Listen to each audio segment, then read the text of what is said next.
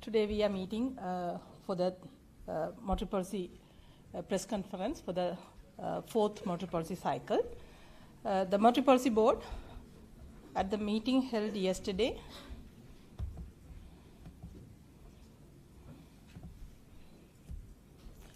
decided to reduce the policy interest rate by 25 basis points.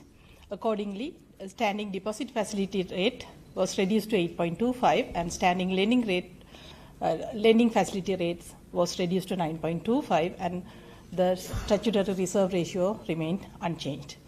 With the cut yesterday, the total reduction in policy interest rates during this easing policy cycle, which started in June 2023, has been 725 basis points.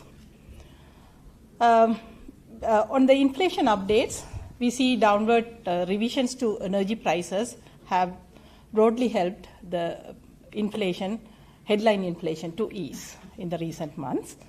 Even though we have seen some gradual pickup in co-inflation, largely due to the statistical base effect, we don't see any sustained acceleration in the co-inflation going forward. The headline inflation is projected to remain notably below the targeted level of 5% in the upcoming several months. However, after undershooting for a continued period, we expect inflation will align to the targeted level of 5% in the medium term. There are several upside risks to the inflation projections in the near term. However, over the medium term, inflation will be maintained around the targeted level of 5% with appropriate policy measures. On the growth side, we see recovery in domestic economic activity. The economy has shown its recovery momentum by recording a growth for the third consecutive quarter during the first quarter of 2024.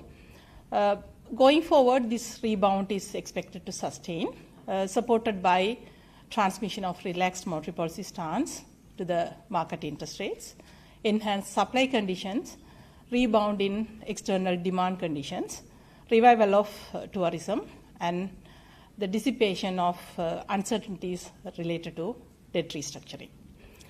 The latest leading indicators also suggest that real GDP growth in Q2 also have been robust.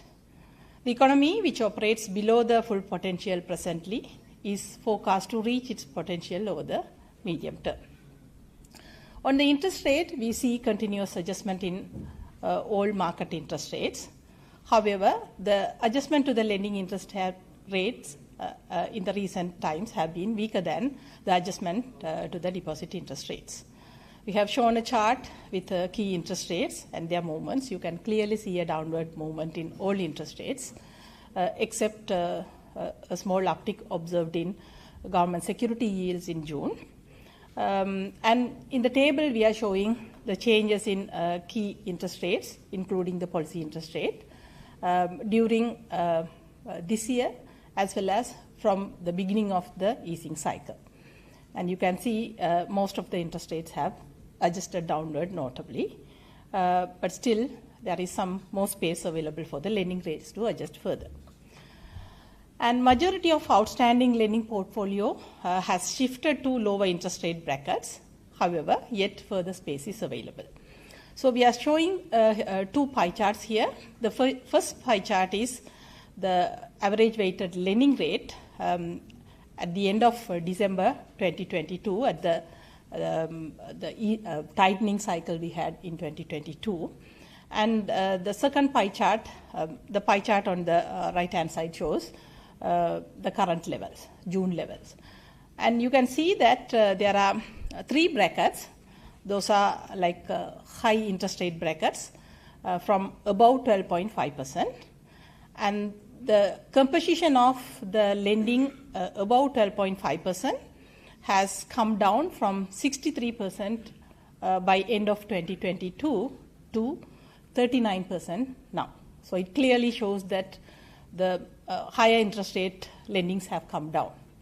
But we still feel like the above 20.5% composition has come down from 42 to 4.5%. It's a notable reduction.